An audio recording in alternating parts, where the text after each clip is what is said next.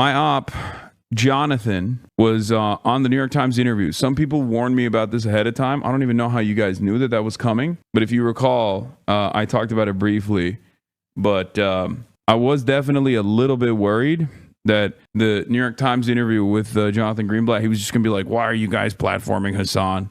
He's the worst. Seemingly, he doesn't do that because I haven't seen anyone mention it. I haven't actually seen most of the quotes. But they're not even like raking him over the coals per se. I just need you to understand, like, the criticism that is launched towards Jonathan Greenblatt in this moment is actually far less than what he deserves. And this is just a way to try and rehabilitate his image, I think, because he is still supposed to be like the most esteemed anti-Semitism combating institution in the country.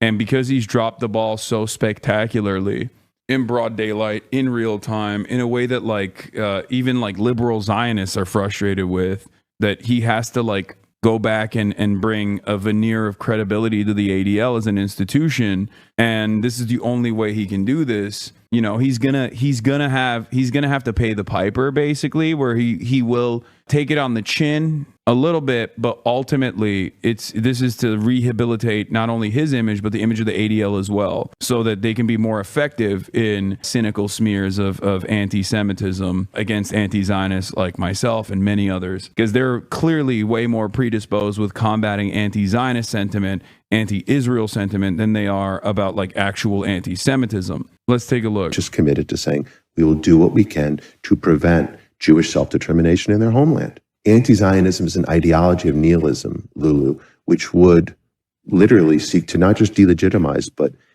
eliminate the Jewish state. And that's very problematic. So you have equated anti-Zionism with anti-Semitism. It is. And I will say that in preparation for this conversation, I talked to a lot of different people. And one of the things I heard is that anti-Zionism for them is a desire to have the rights of Palestinians be equal to the rights of Jews in Israel. Yes. Cook. Wow. Okay. That's not bad. From the New York Times.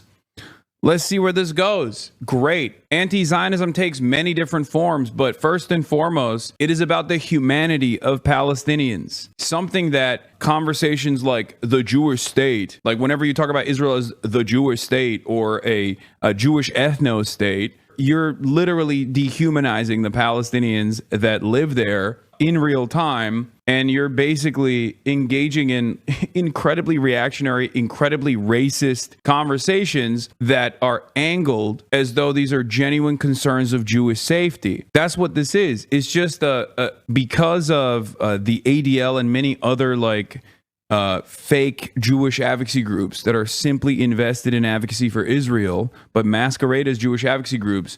They've been able to so successfully change this conversation. They've been able to so successfully couch incredibly racist agitative propaganda as though this is a serious fear that Jewish people have. Because that's all it is. Because at its most base, when you talk about anti-Zionism, like one person, one vote, equal representation for all Palestinians, all non-Jews living in the occupied territories, a lot of people, even liberal Zionists, will be like, well, they would kill us all if they had, the right to vote, which is literally the same thing that people said about black people in the Jim Crow South. Like, oh, we can't give black people the right to vote because they'll just fucking kill all of us. And it's like, dog, how can we, on the one hand, look at these quote unquote civil rights organizations like the ADL making this kind of like incredibly racist argument while simultaneously having to like listen to them as like serious arbiters of what is and isn't acceptable speech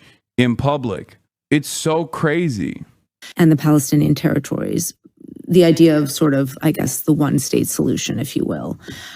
Is that definition of anti-Zionism to you anti-Semitic? Well, look, if you believe that only Jewish people don't have the right to self-determination, that's anti-Semitic because it's holding out Jews to a double standard you don't accord to other people. So, brother, bro dingus. Jews live all around the fucking world. That's why, even as an ethno-religion, okay, it's unique in that regard, right? Because most people are they just have an ethnicity and then they have a religion. Judaism is an ethno-religion, okay? The reason why there are Jews from all different places on the planet is because there are just Jewish people that come from different sub-ethnic backgrounds, like subgroups. There are Arab Jews, there are Spanish Jews, there's Western European Jews and Eastern European Jews. You can't just say like self-determination for Jews for the Jewish homeland when it's a project that requires the ethnic cleansing and displacement of the indigenous population there. And on top of that, I mean, yeah, you got Ethiopian Jews, you got Jews in Uganda, bro. You got Chinese Jews, there's Jews everywhere. And it's just like, oh, there's just this one area that they can all go to and congregate. And that area requires it to be like a Jewish ethno state, a Jewish ethno state. Then all of a sudden, you're basically doing, you're doing little F. That was quick. We're back. Let's continue. You believe my definition of Zionism, which is really not my definition. It's widely accepted. It's peculiar to me how anti-Zionism isn't the opposite of that. How people choose to interpret it. Bro, you can't just say it's like Jewish self-determination. It's like saying white self-determination, okay? There's Jews everywhere, just like there's white people everywhere, okay? Oh, I don't get it. Like, I just want white self-determination. Why can't I do a homeland for whites? I don't get it. Everybody else has a homeland. Why can't we have a homeland for whites? It's the same shit. Regardless of the history of marginalization and pogroms and even the Holocaust that Jews have withstood historically, Jews in Israel are the dominant group. Like it is the supremacist group in Israel. So when you make this argument, it's no different than a majority white country talking about how we got to get rid of the non-whites. And that shit's happening right now in the United States of America. That's like a real point of conversation at this very moment. That's a real thing that we have to combat here in the United States of America. And that's a real thing that has happened in other countries historically, like Rhodesia. Other countries have historically done this exact same argument. They don't obviously exist anymore, thank God. But that is the same argument. And I hate that like we have to entertain this. Like I hate that like woke institutions or liberal institutions like quote unquote progressive institutions entertain this like very clearly supremacist, reactionary, right-wing ideology, this fascist ideology. We recognize that kind of language here in the United States of America as fascist. We try to actively combat this language, the permission structure basically expanding so that this kind of language is like appropriate to use in broad daylight. Unfortunately, in spite of people's pushback, it still doesn't matter. It's still popping off, especially in places like Twitter, right? And yet you have a person who is responsible for a civil rights organization in air quotes, saying this kind of stuff. It's crazy. Embellish it, just sort of dress it up as something other than what it is. But the reality is, if you believe how I laid out Zionism, then anti-Zionism. You are oversimplifying this. Israel is a multi-ethnic society that's forced to identify as one ethnicity to counter the Palestinians, yet they are racist to each other. What? Yeah, I know. What do you mean? I am oversimplifying it because I'm trying to explain it to people. He's noticeably avoiding discussion of self-determination of the Palestinian people or how the self-determination of the Jewish people insists on the suppression of it. Exactly. The entire Zionist project relies on suppressing the self-determination of Palestinians, allowing the Palestinians to have sovereignty. That's what it is. The entire Israeli project revolves around this. The entire Zionist project revolves around this. And it was pretty simple. I think the challenge is if someone... Under modern international law and structures, all nations have a right to self-determination. That is, they have the right to govern themselves. They do not have the right to displace others to achieve it. Yeah, except this has been a problem from the start because this original movement was around Palestinians and their self-determination outside of existing under the rule of colonial powers, whether it be the Ottoman Empire or whether it be the British, right? At that same time, once the British Empire took over British Mandate Palestine, they basically engaged in a settler colonial operation by sending as many Jewish people to this area as they possibly could. This is Zionism. This is how Zionism started. And they did that for a deliberate purpose, to create a settler colony that could be controlled and maintained in this resource-rich region. No, it didn't start before that. This is post-Balfour Declaration.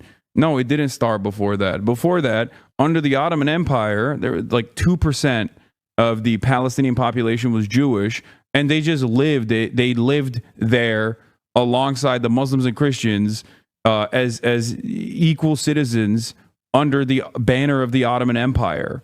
Zionism was a thing before British mandated Palestine. The British didn't start it. No, Zionism as an ideology had no fucking motion before the Balfour Declaration. Theodore Herzl went to the Ottoman Empire and asked to get the land known as Palestine at the time, and the Ottoman Empire refused. They said, fuck no, that's not going to happen. So you're wrong about that. Pre-Balfour Declaration and pre-Christian evangelical Zionism, this movement did not have any fucking weight to it whatsoever.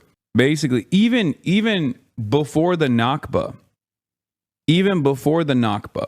okay, while there was periods of struggle and revolts and riots against like the settler colonial occupation that was taking place, ultimately there were still a fuck ton of Jews that were living there that, you know, lived in villages side by side with Palestinians living there, okay, with the Muslims and Christians that were living there.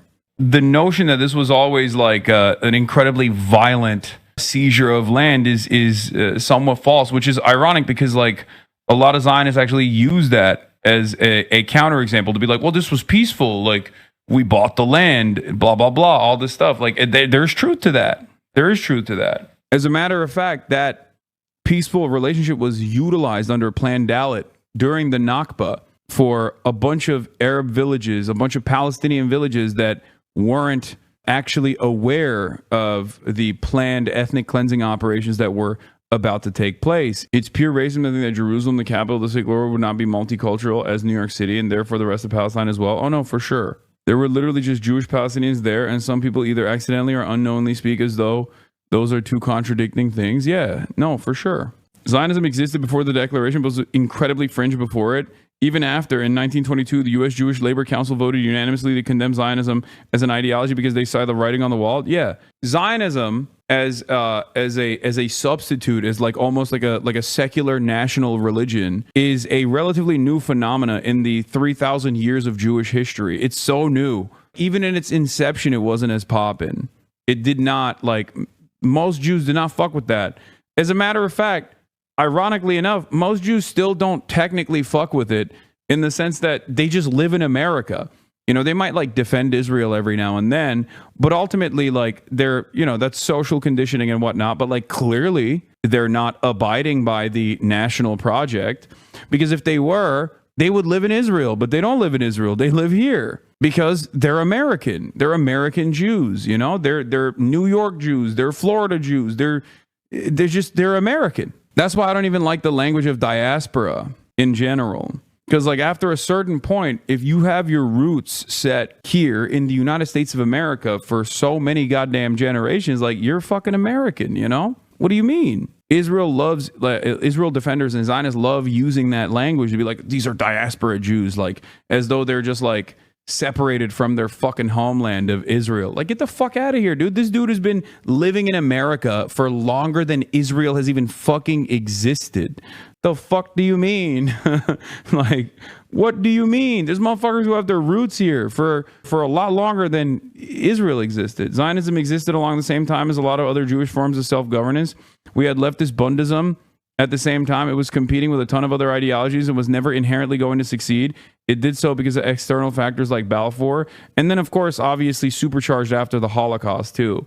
Like, those are the two major factors that played a role. I think the Holocaust probably played the most consequential factor, because then there were plenty of Jews that were genuinely considered stateless. and had withstood incredible violence at that point. So after that point, it was over. Defines their view of anti-Zionism in a way that allows for Jews to exist in a state of Israel, but that grants Palestinians rights. But you're seeing that as anti-Semitic. People don't feel like they have the space to have a different view without being tagged with something that, as we have already established, is pretty serious. Well, let's look, in fairness, I can appreciate that for some people, this idea is an abstraction, right? Oh, anti-Zionism, it means such and such to me. I get that. But let me tell you what anti-Zionism doesn't mean to me. Dude, you know what's funny? He literally goes, here's what Zionism means to me, which is basically like something completely devoid of like the actual tangible impact of Zionism, which is the extermination, or at least like bare minimum ethnic cleansing and ethnic displacement of Palestinians, okay? A refusal for the recognition of Palestinian humanity, Palestinian sovereignty, okay? Palestinian self-determination, but instead he turns around and goes, and this is what I believe when someone says they're anti-Zionist. It's like, okay, so you get to set the terms, I guess. You get to set the terms on what Zionism is on your own, whatever, like in the most favorable ways possible, which, by the way, if you want to understand what Zionism is, look at the genocide in Gaza, because that is what Zionism is. Liberal, ultra-nationalist, doesn't matter. Ultimately, it is a fascist exterminationist ideology. And it is unfolding in real time. Like, we're seeing the consequences of unrestrained Zionism in Gaza. Gaza is Zionism through and through. So the notion that like Jonathan Greenblatt tries to speak out against that, to make it seem as though Zionism is something different, is to basically deny these atrocities, which is, in a very clever way, he is actually avoiding talking about those atrocities, because he can't do that. He can't talk about those atrocities and maintain this like progressive veneer as a quote unquote civil rights advocate. But what it results in, it's a lunatic trying to burn down the governor's mansion with his family sleeping in it because of his quote position on Palestine. It is, again, that's so funny that he makes it seem like that guy was like a designated anti-Zionist. Bro, that dude literally thought the governor had kidnapped his daughters. Okay? That was the most like schizo dude you could point to. He doesn't want to say Elias, what was his name? Rodriguez, because that is an anti-Zionist that actually engaged in an act of violence against two people that work for the Israeli state, that work for the Israeli embassy, that work for the Israeli government. Okay?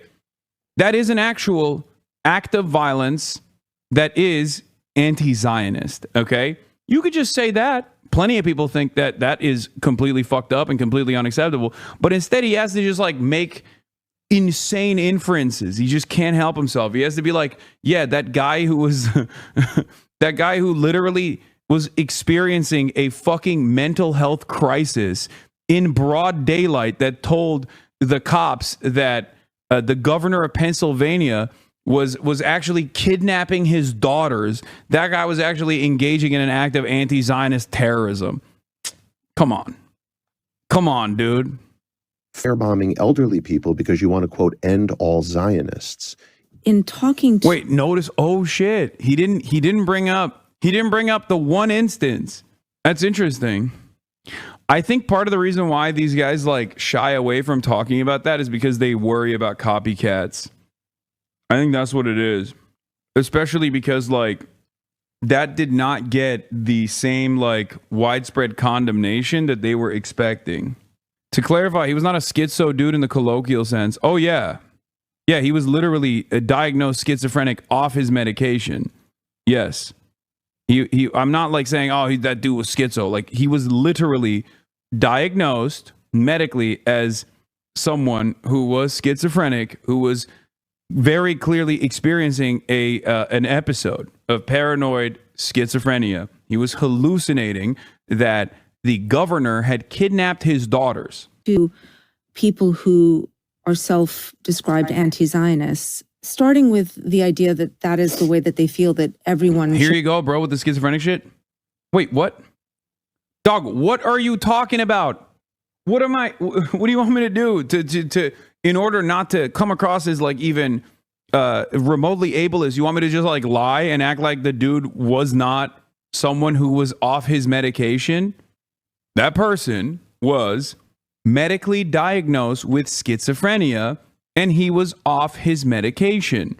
That's what his immediate family said. And you can kind of make that inference regardless if you were to listen, like we did, to his 911 phone call. Rights in Israel and Palestine and Palestinian territories, to then extrapolate that they are somehow connected to murder, arson. I am not connecting those people.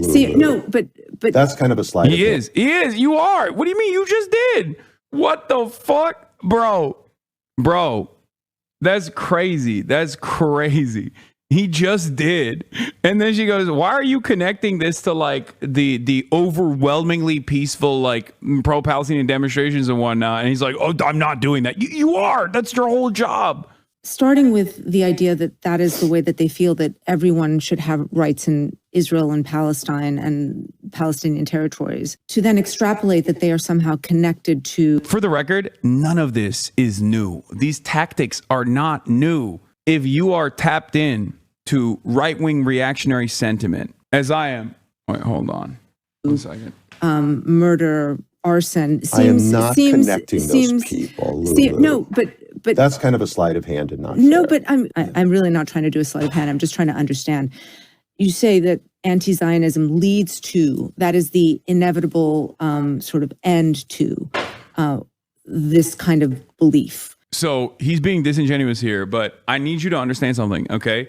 As someone who engages with fascist dialogue with regular frequency, as someone who has to deal with right-wing reactionary, racist, white nationalist, white supremacist dialogue and counter that kind of propaganda, I have heard what Jonathan Greenblatt is doing here a million times over. I'll give you very quick examples. Black Lives Matter starts. White racist people say, oh, all lives matter. Why not? When people say Black Lives Matter, I feel like you're saying white lives don't matter.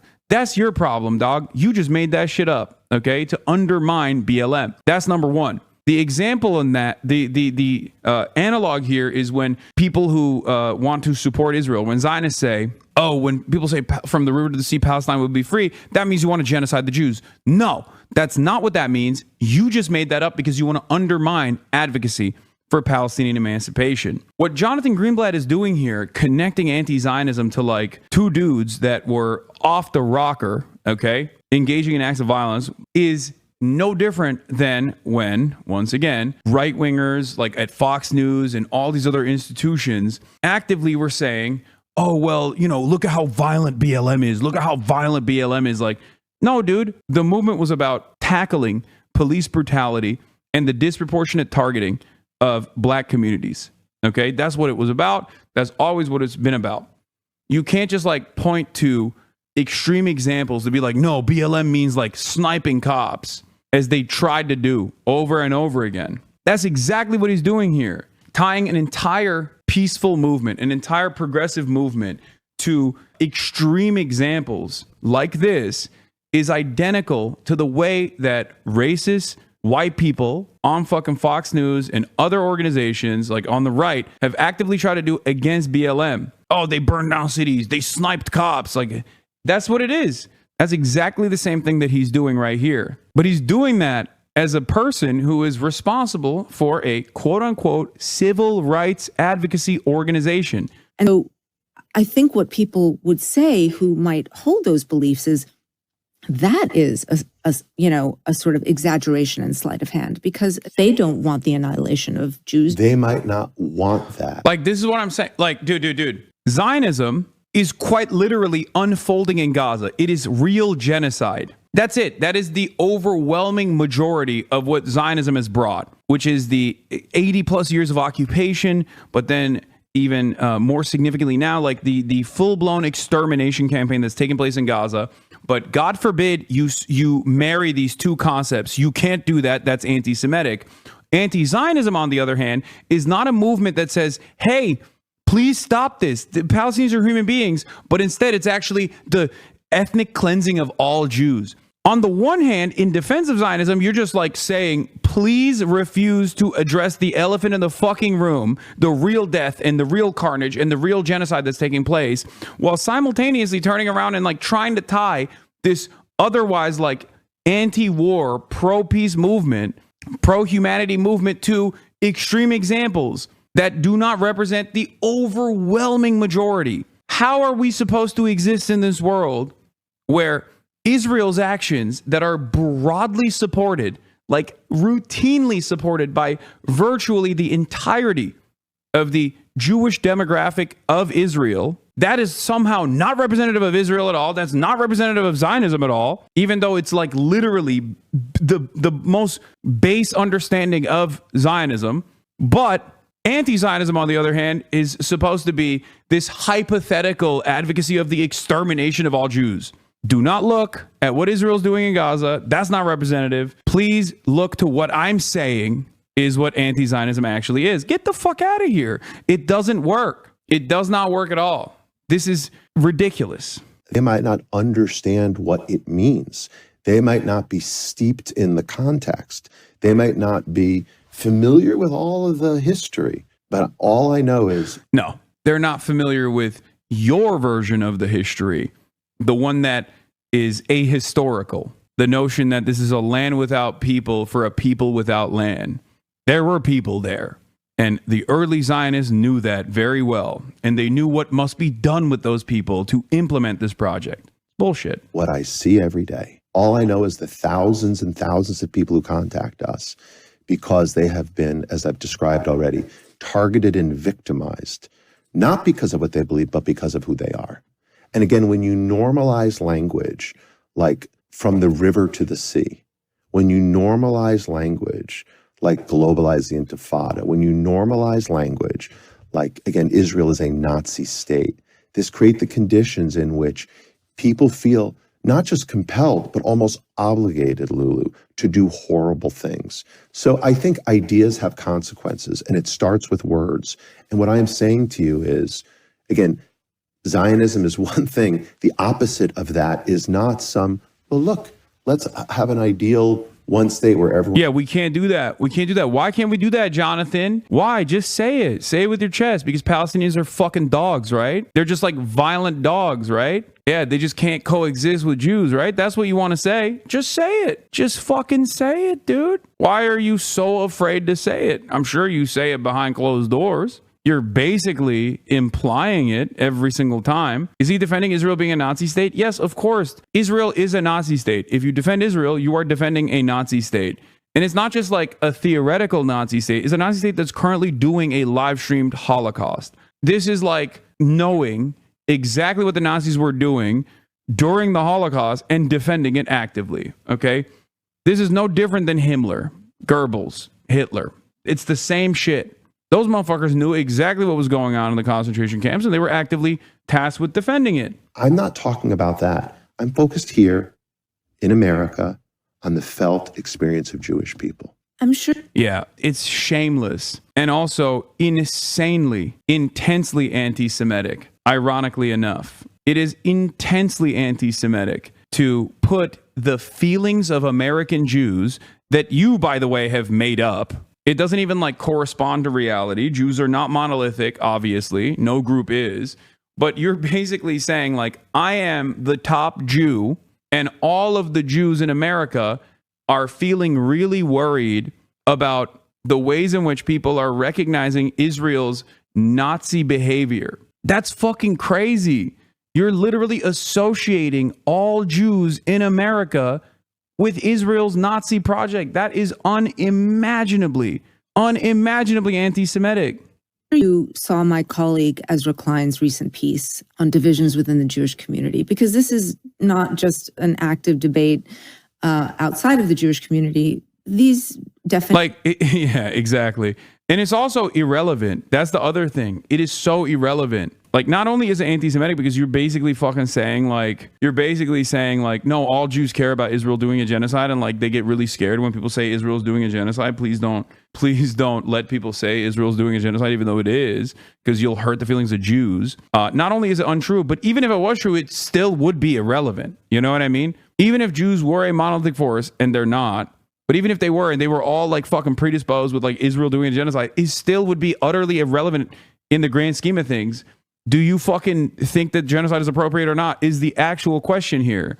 Okay? That's it. And how they're interpreted are also very vigorously debated within the Jewish community. Absolutely.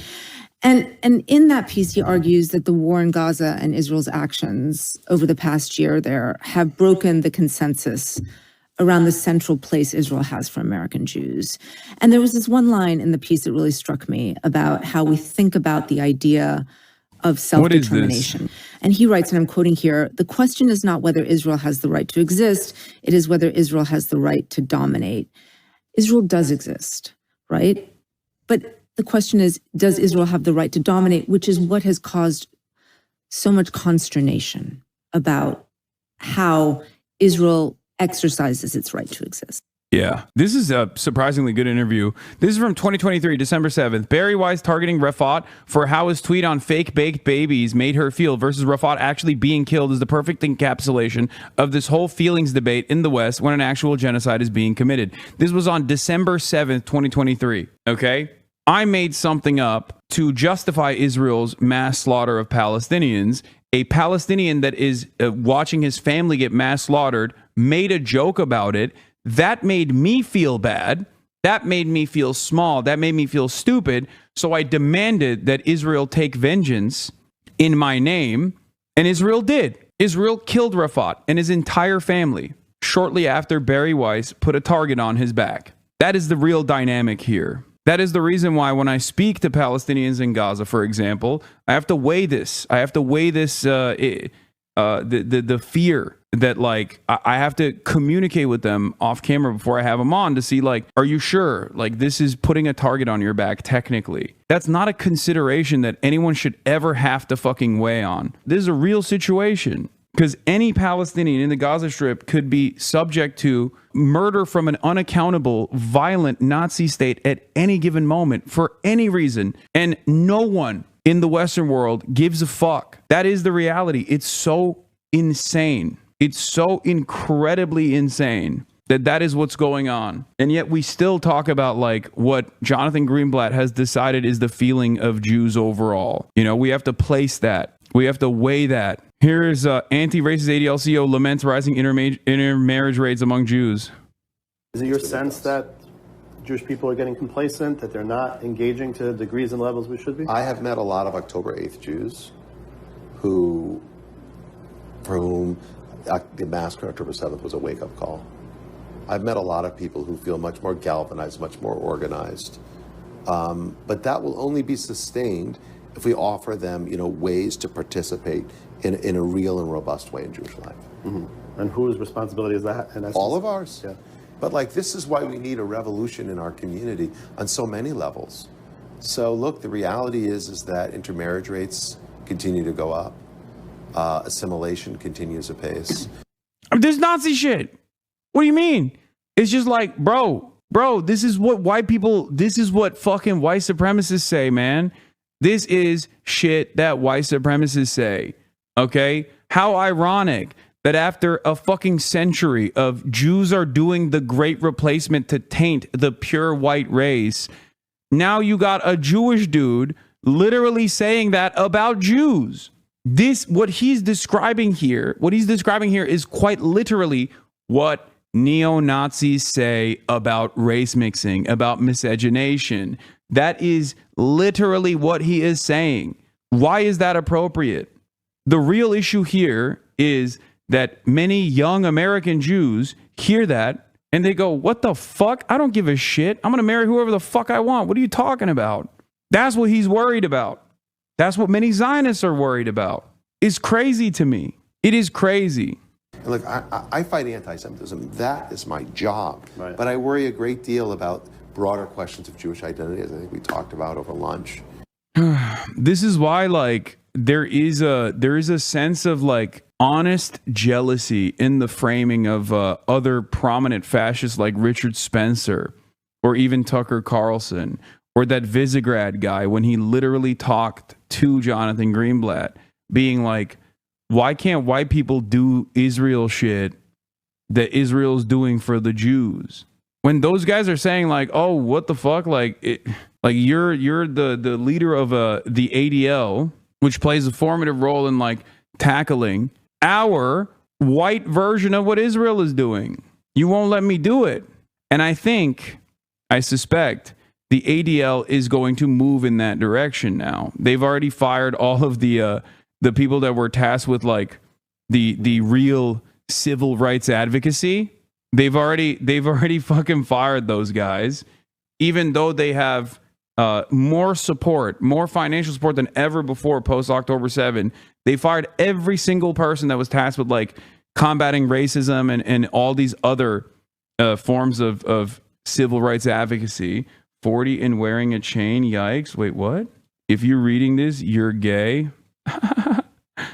Did you see Jeff Nippert speak with the Palestinian bodybuilder? Yes, I did. I did, bruh, Nathan. Language, like from the river to the sea. When you normalize language, like globalize the intifada, when you normalize language, like, again, Israel is a Nazi state. This create the conditions in which people feel not just compelled, but almost obligated, Lulu, to do horrible things. I'm Lulu Garcia Navarro, and this is The Interview.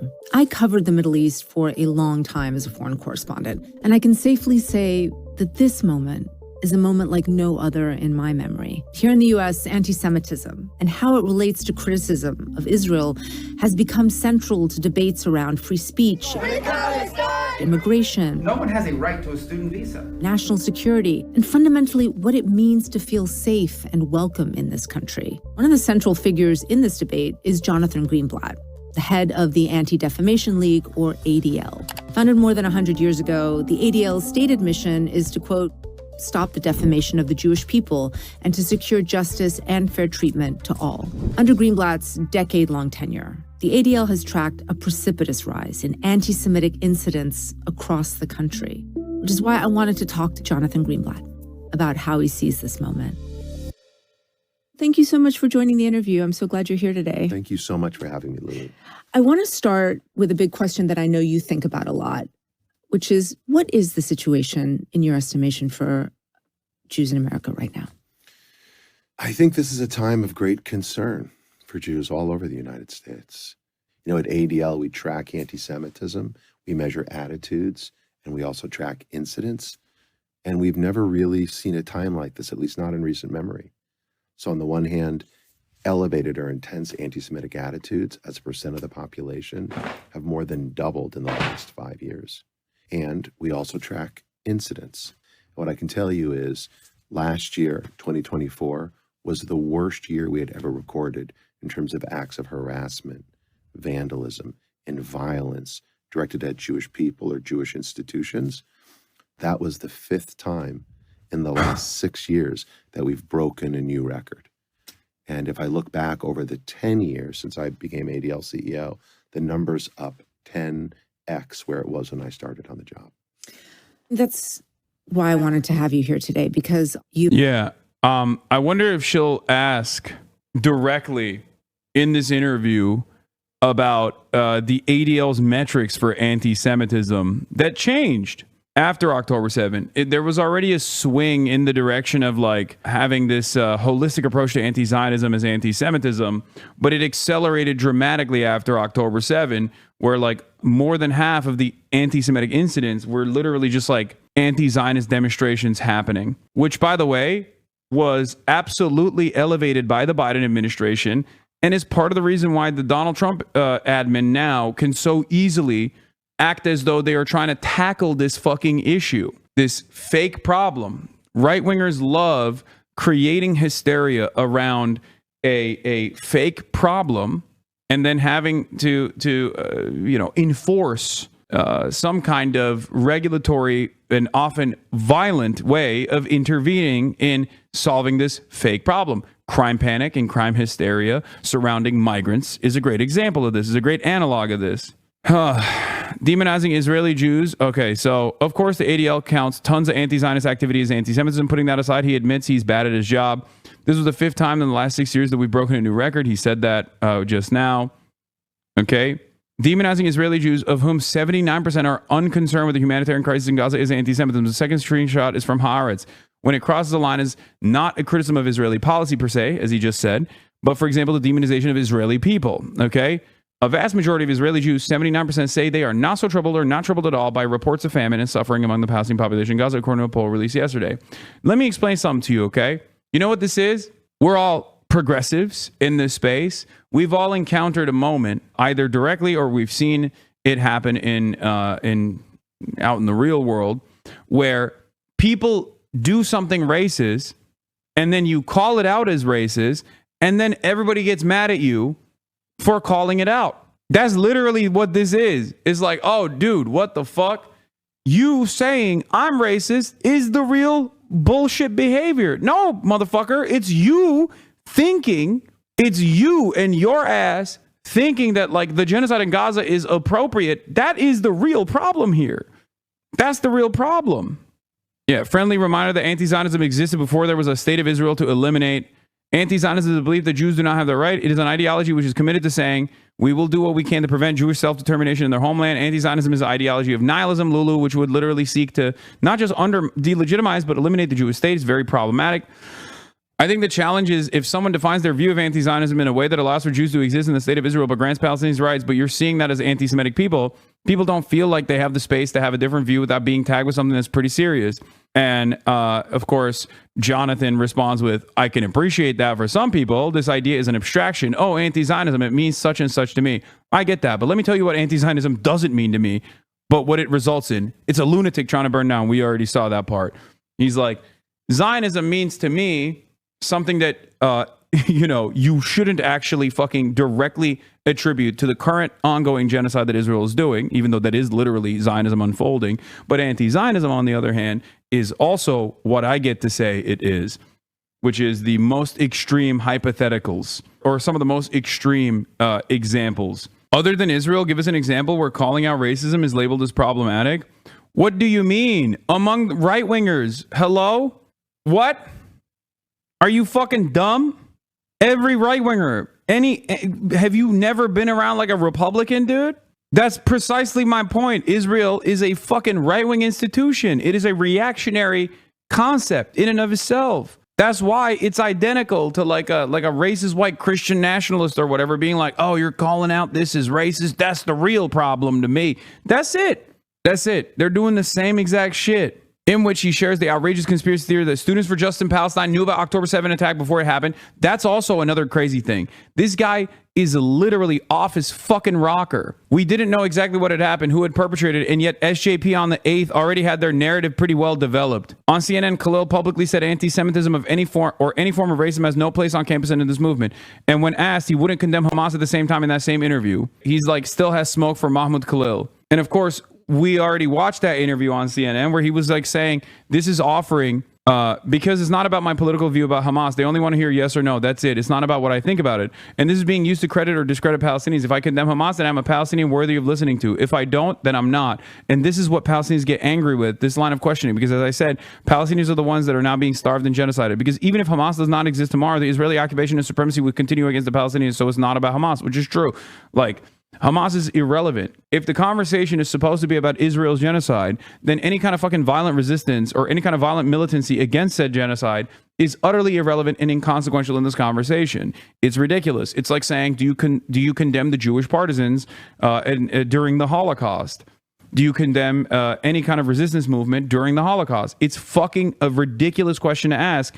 And yet it is so normalized in our modern day discourse that it is the only question. It's the only game in town that you have to answer before you can ever make any fucking statements.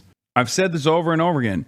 You don't have to fucking love Hamas. It doesn't matter. You don't have to love Hamas to hate Israel. You hate Israel because Israel is doing a genocide. You hate Israel because Israel is built on the notion of Jewish supremacy and ethnic cleansing of non-Jews in the region. That's it. It's actually crazy to still have smoke for Khalil after he was jailed for months for having an opinion and being a peace activist, whichever side he shouldn't even matter. This is Nazi shit. And Jonathan is supporting the Nazi shit. Disgusting. Yeah, 100%. It's just like, it's ridiculous. It's ridiculous. It's a ridiculous question. The only people who I always say have to fucking wear the Hamas banner are people who have actively defended this genocide until recently and only made a change of attitude now. Those people have to. Those people have to ride for Hamas to make up for the fucking initial genocide defense that they engaged in. If they want, if they actually want to be welcome, they have to be fucking wearing the specific Al-Aqsa flood banner too. Like not even just like the Al-Qassam brigades. Sorry, I don't make the rules, you know? You have to make up for what you did, which is once again far worse than October 7, like 1,000,000 times worse than October 7. And yet it's in broader mainstream discourse, even among people who are like anti-Israel or pro-Palestinian, like pro-Palestinian, like they don't even fucking see that. They don't see it as such. Like to me, I made this point a year ago where it's like someone wearing an IDF shirt is far worse than someone fucking wearing a Hamas headband, bro. Like what are we talking about? The IDF is a far more violent force. Like even before October 7, the IDF was a far more violent force than Hamas. Always. Like, what are we talking about? Even the maintenance of the illegal occupation in the West Bank alone is so much worse and so much more violence and so normalized in comparison to October 7. It's not even a fucking question. If you see Palestinians as human beings, it's not even a fucking question. You don't have to love Hamas or anything. Okay, but you have to be fucking real about it. One of the things that actually pisses off a lot of people is when I openly say this. Like whenever I tweet like, you know, Israel is a far worse and the IDF is a far worse force that has done far more violence than Hamas ever could, a far more evil entity, an organization than Hamas ever could be. People get so mad. They yell at me. They call me a terrorist. But you know what they can't call me? A fucking liar, because it is the truth. Yeah. This is Gaza in 1994 when Israel soldiers were wandering the streets in Gaza, assaulting and bullying men, women, and children. No accountability ever. Israel had been occupying Gaza for 27 years by the time of this footage. Hamas was barely 7 years old. Its fighters probably had no more than a few dozen guns between them. A conversation about Hamas amongst the Palestinian population is a necessary one, right? For sure. Like, whether they want to be governed by Hamas or not, that's up to them. But that's not a conversation that is worth having in the Western world, especially when Israel's the one doing the fucking genocide. Like it's a irrelevant and deliberately unproductive conversation to consistently go back to because people don't want to speak about the actual things that are taking place right now, the actual violence, the actual atrocity, the actual genocide that's taking place. So they just go, but Hamas, but Hamas, but Hamas. The constant fucking vilification of any sort of Palestinian resistance is a necessity, You have to talk about that because every moment that you spend talking about that, you're not talking about what Israel's doing. You're not talking about the real problem here. And Israel defenders know this. That's why the terrorism designation is so important. The but Hamas conversations are so important. That's why you can use that and consistently obfuscate all of Israel's violence. You can consistently shelter Israel's genocide by offering it some semblance of permission to be like, well, Hamas is there. You know, they know that. That's why they use it all the time. That's why Jonathan Greenblatt is using it here. One concern that I've heard referring to the State Department officials say about the actions of this administration is that this government might be using anti-Semitism selectively to screen people with whom it might be ideologically opposed. Well, obviously, that would be a problem. Would it be a problem, Jonathan? I don't think anti-Semitism should be used as political football by elected officials from either side. And so to the extent that the Trump administration or any other admin would use it as a pretext to go after people who they don't like or with whom they don't agree with on a broader set of issues, clearly I wouldn't agree with that, except you do agree with that. I mean, I've been fucking targeted with this. You know what I mean? It's fucking so stupid. Having heard the word genocide is viewed when used against the Israeli state as basically an attack on Israel's existence itself, I just wonder if you view it that way or if you don't. Well, again, I don't begrudge David. I do think what's happening in Gaza is terrible, catastrophic situation. I don't think it's a genocide because that's a legal definition, which means an intentional effort. I don't have come in. All right, March is here. He's going to set up while I continue talking about this. Having heard the word genocide is viewed when against the Israeli state is basically an attack on Israel. Yeah, he says, oh, I can't speak on a genocide. I have it here. It's a UN legal. Oh, shit. She pulled it out. Wait, hold up. I got to find this moment. Do we know exactly at what point she brings that up? I need to see this on video because this is a transcription of the interview. Here. That's a legal definition, which means an intentional effort. and I don't have the dictionary in front I of have me. it here. But It an says, intentional. Okay, what does it I mean, say? it's a UN, right? We should say it's a legal definition.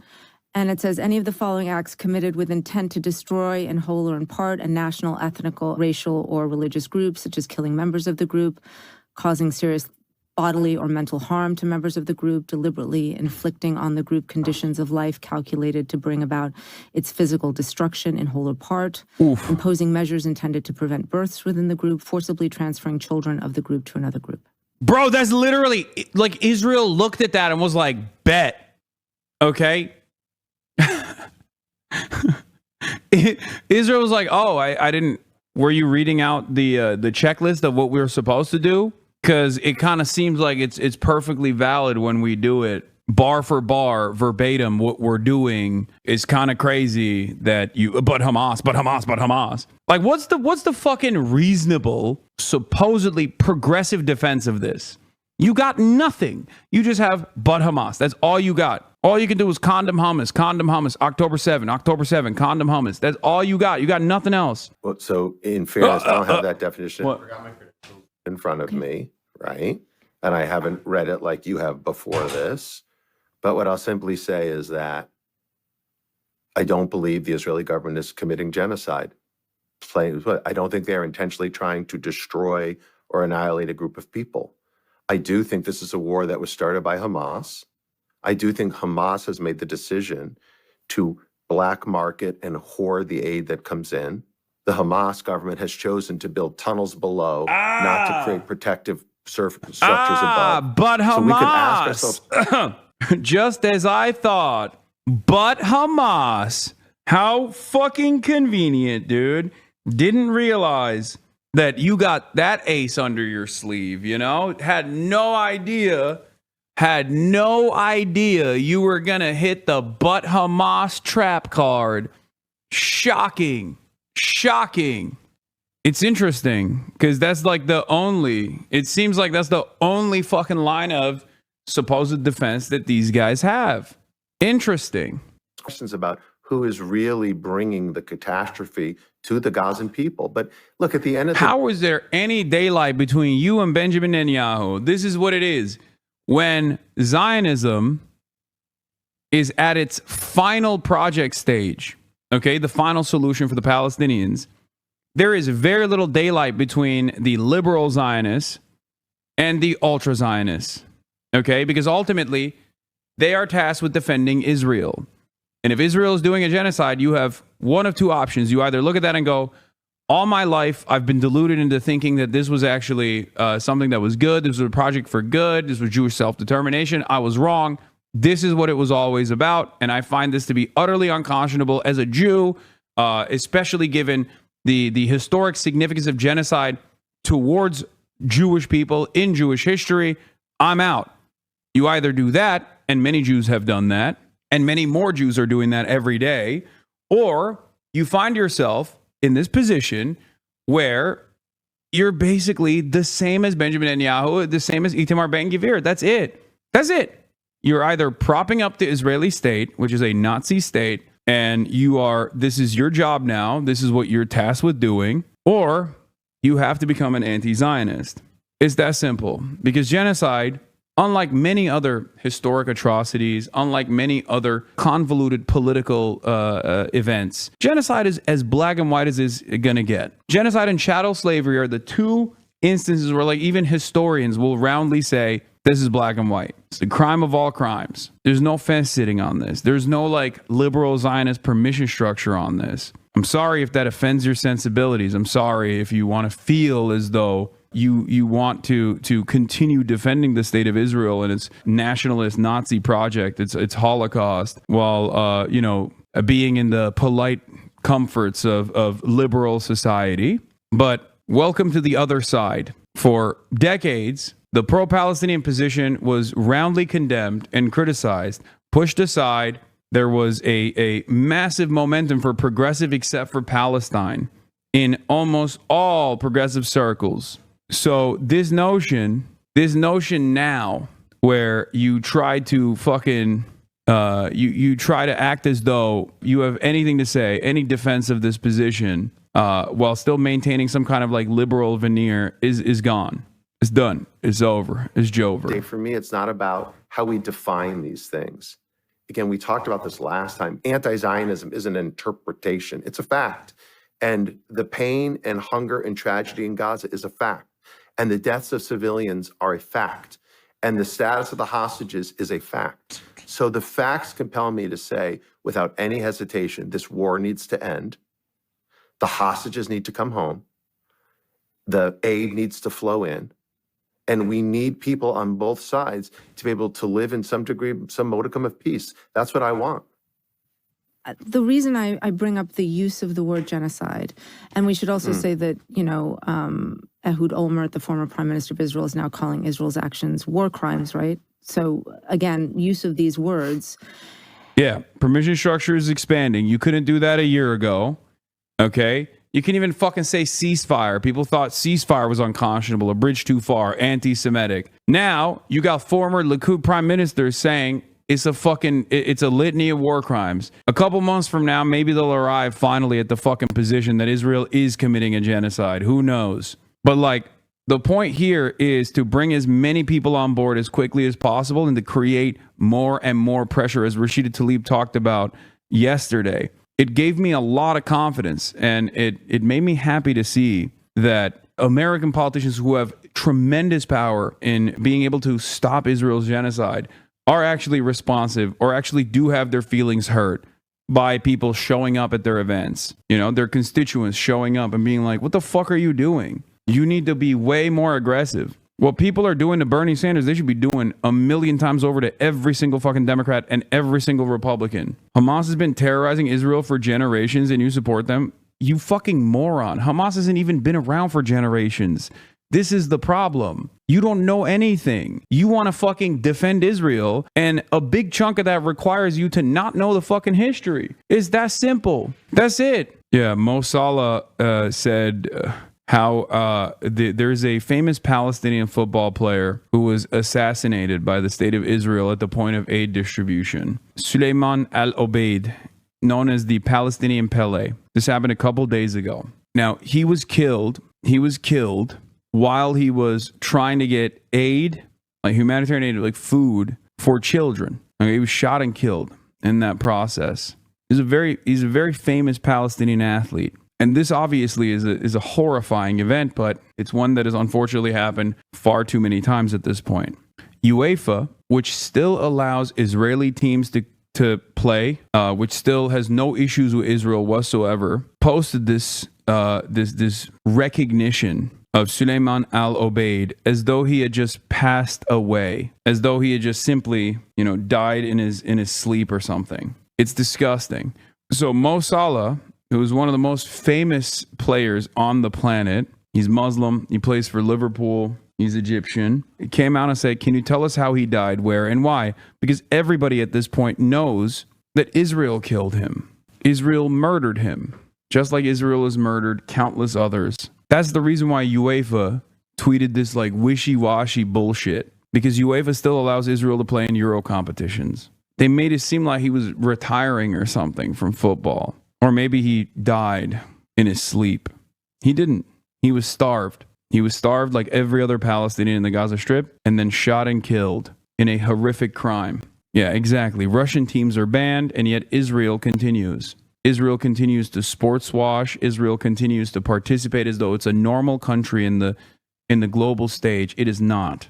It is directly at odds with how we understand history, and yet Israel still persists. This is why I say this issue, Israel's genocide, and the Western world's contribution to Israel's genocide is going to inevitably rip apart Western society as we know it. Because it is such a glaringly obvious wrong that any support for it and any continuation of it is making people realize that their cries for help go nowhere. Yeah, it's maxing out the contradictions that people can see in real time. Why some people say you support Hamas? It's because I support Palestinian emancipation. And people can't say you support the humanity of Palestinians and you operate under the assumption and recognition that Palestinians are human beings with lives worthy of dignity.